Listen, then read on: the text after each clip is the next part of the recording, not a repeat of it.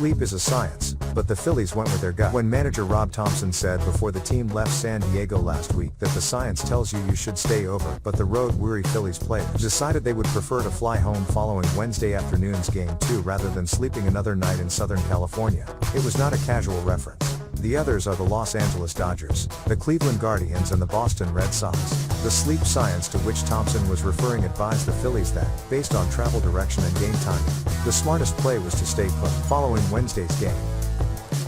But because the team had been on the road for 22 of 24 days, once the players learned they were playing Wednesday afternoon instead of that night, the veterans talked and Bryce Harper reached out to Dave Dombrowski, the club's president of baseball operations, and lobbied to get home earlier.